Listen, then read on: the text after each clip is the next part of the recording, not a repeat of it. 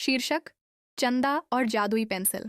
एक शांत गांव था जो हरे भरे पहाड़ों और सुनहरी खेतों के बीच बसा हुआ था। वहां एक छोटी सी प्यारी लड़की रहती थी जिसका नाम चंदा था। उसकी उम्र लगभग 8 साल थी। उसकी आंखें चमकीली थीं, बाल दो चोटी में बंधे रहते और दिल में ढेर सारे सपने थे।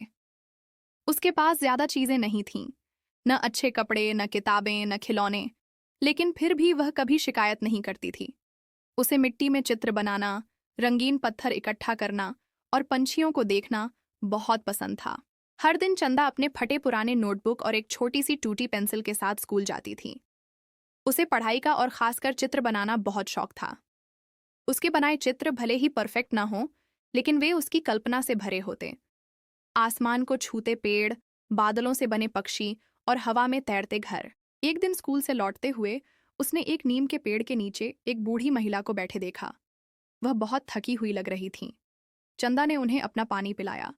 बूढ़ी अम्मा मुस्कुराईं और बोलीं, तू बहुत नेक दिल बच्ची है।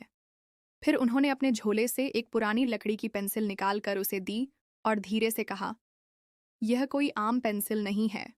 जो कुछ भी तुम सच्चे दिल से इससे बनाओगी वो सच हो जाएगा।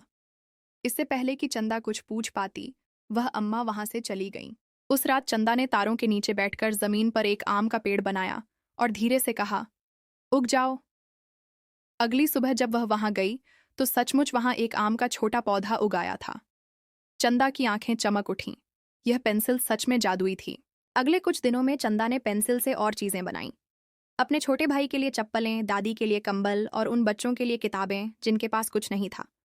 उसने स्कूल में एक झूला भी बनाया जहां बच्चे हंसते और खेलते थे। एक दिन गांव का एक लालची आदमी गोलू यह बात सुनकर उसके घर आया। रात को जब चंदा सो रही थी उसने पेंसिल चुरा ली और शहर भाग गया। शहर में जाकर गोलू ने पेंसिल से सोने के सिक्के, गाड़ियां और एक बड़ा बंगला बनाने की कोशिश की।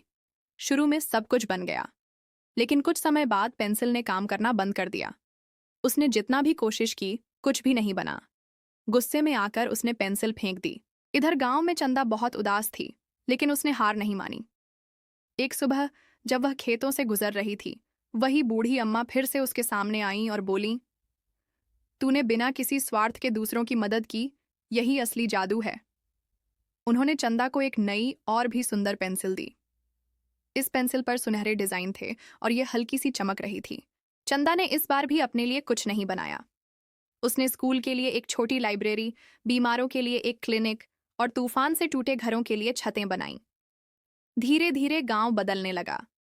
हर तरफ हंसी, पढ़ाई और खुशी फैल गई। चंदा के पास अब कुछ भी बनाने की शक्ति थी, लेकिन वह हमेशा वही बनाती जो दूसरों को सच में चाहिए होता। सीख: दयालुता, ईमानदारी और निस्वार्थ मदद, यही असली जादू है। जब हम दिल से दूसरों की मदद करते हैं तो दुनिया भी हमें उसी प्यार से लौट आती है।